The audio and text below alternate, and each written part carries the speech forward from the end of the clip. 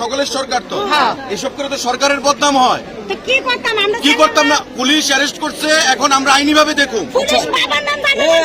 না না, এসব তর্ক করবেন না, বিনা কারণে না, যেটাই কারণে পুলিশ এখন তদন্তক্রমে বাইরিব। পুলিশের ডিউটি করছে। দেশে তো আইন কানুন ব্যবস্থাও তো একটা আছে, সরকারটা তো প্রত্যেকের, সরকারটাকে বাঁচাইতে হইব।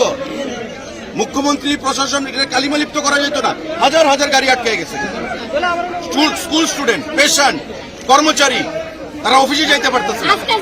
কোনো কথা না দিদি, আমি কইতেছি এটা এখানে আমি আইছি, আপনার রাস্তা রাখতে হইব। এসপি আইছে, কোনো বিশৃঙ্খলা যেন না হয়।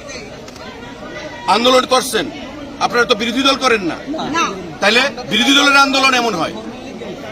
ধর্ম, বর্ণ, সমস্ত কিছুর ভিত্তিতে দেশ চলে না। আমাদের শুনেন, যেটা হয়েছে আইনিভাবে আমরা দেখব, পুলিশের কাজ করছে, আমরা এখন বাকিটা দেখব। তার যাতে কোনো অসুবিধা না হয় এটা আমরা দেখব। আমি নাট মন্দির করে দেবো, আমি কইতা এখন আপনি এখন কি করবেন? রাস্তা বয়ে থাকবেন? শাস্তি হইব, পুলিশ শাস্তি দিব, সব হইব। দেখেন আপনাদের এই বাঁচাইতে, আপনাদের আরে দিদি কথা শুনেন না, আপনাদের এই বাঁচাইতে সেদিন রাত্রে আমিও তো বদনাম হয়েছি, কিন্তু আমি তো এটা কেয়ার করছি না। আমি জানি এটা হুমু, তারপর আমি আইছি, আপনাদের লেগে আইছি তো। সুতরাং এখানে আর কোনো সিল করেন না প্লিজ।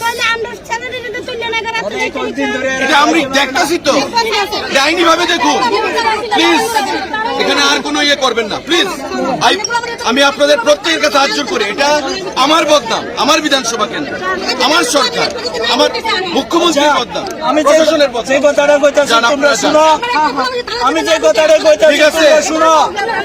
এই স্যারের কথা মানো, আপনারা কি বয়ে স্যারের কথা মানো, স্যারের কথা না মানলে তো না।